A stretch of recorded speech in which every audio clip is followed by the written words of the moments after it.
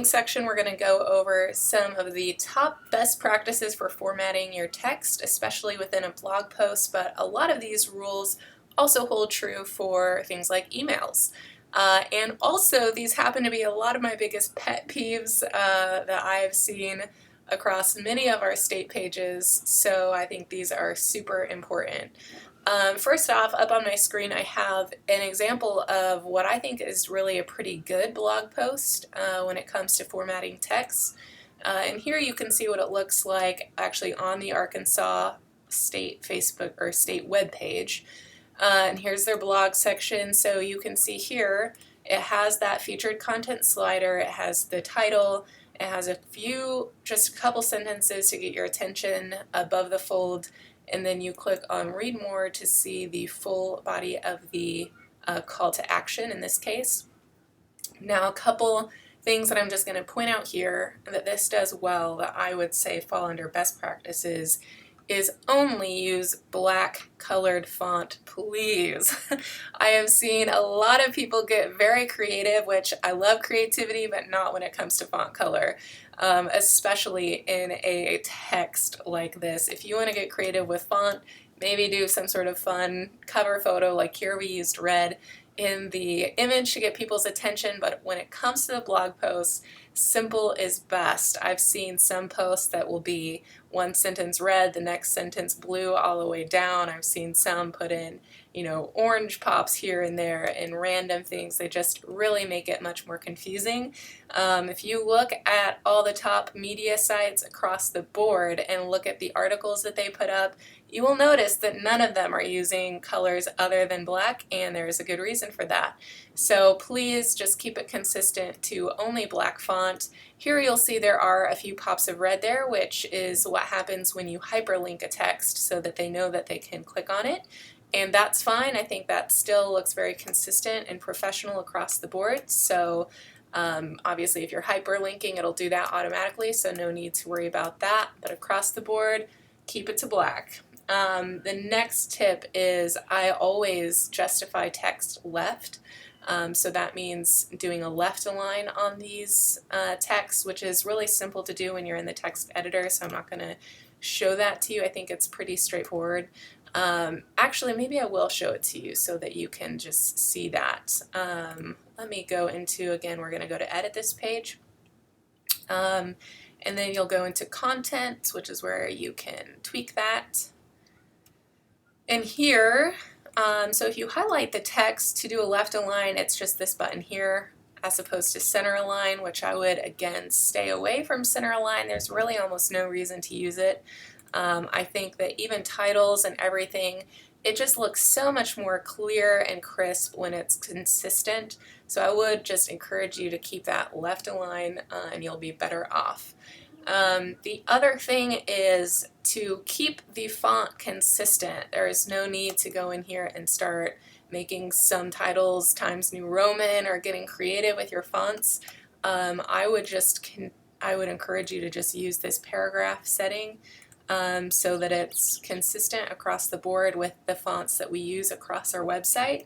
Again, this is really a branding thing and a consistency thing that I think gives our website a very professional feel. You'll see across all of our pages we really are not using any unique fonts other than maybe headings, but those are even the same font, they're just different sizes. So that is another important one to keep in mind. The other is to use increased font sizes sparingly. You'll notice again in this post, the only thing that's of an increased size is the title. Which I typically prefer. I think there are some situations where if you're doing a call to action that has multiple sections, perhaps you want to do a title in the middle that's like a different heading so that it makes it a little bit easier to read. That's okay, but again, I would not use it just to add diversity or something within your post. I would only really use it if you're going to have a title within it that breaks it up and just makes sense within the formatting of the post. So if you do want to draw emphasis to a sentence, here you'll see this sentence is bolded, which I think is appropriate. I would again use bold pretty sparingly because really you want to just use it to draw attention to important points. And if the whole post is bolded, then suddenly nothing is an important point. So again, use it sparingly, but if you have one or two sentences maybe within the post that are especially important or where you want to draw people's eyes, I think using bold is appropriate. Similarly, I think, in this situation, using italics on subheadings and things to kind of just give a little break for the eye and add maybe some element of interest without getting too crazy is okay.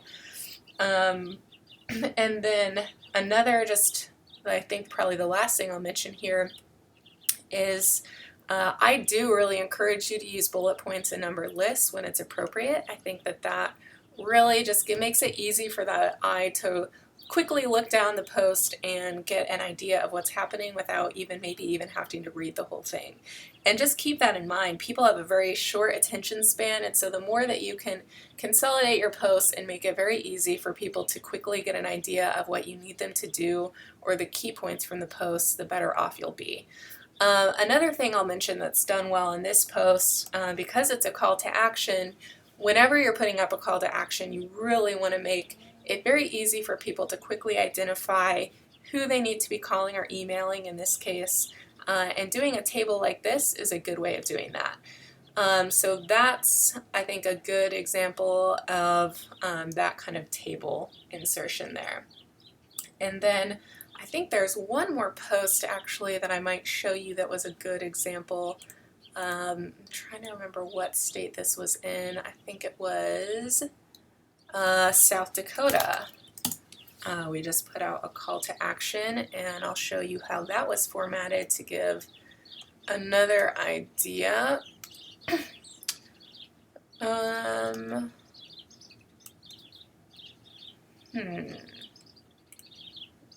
I'm not seeing it here. Must have gotten changed. Okay, so these are actually not really great examples. Here's maybe a better one. So this one's okay as well. Again, it has the featured content slider. It's mostly not bold. This one is increased in size, which I think is okay in this case because it's done sparingly, and it's really, the key point of this entire post is that we want you to be calling your district's representative and email the representatives below. So I think in that case that's still appropriate, and again you'll see a spreadsheet form with all the people listed. So that's also a decent example here. I think this also, bolding this header and then having the text below in italics is a nice way of making it really easy again for the eye to find that. It's not buried. I like that it's indented because that again just makes it obvious that this is a subsection of this title. So just think about that. I think we've gone over really the key things to be thinking about when you're formatting text, and really it really makes sense for the most part. Indent where it's actually a subheading of whatever is above it, and use that text increase sparingly, keep to black, keep it justified left. Also, the last thing I'll mention is don't use all caps. I know the example that I showed you the first time had one sentence there. That's probably the one thing I would change about that post. I think all caps across the board just comes across as being unprofessional, and oftentimes in the online world people communicate that as you yelling at them, which we really do not want to do. So again, I think you can really communicate points just as well without using all caps for the most part, just by bolding or underlining and using those formatting tools properly. So that is all for this training.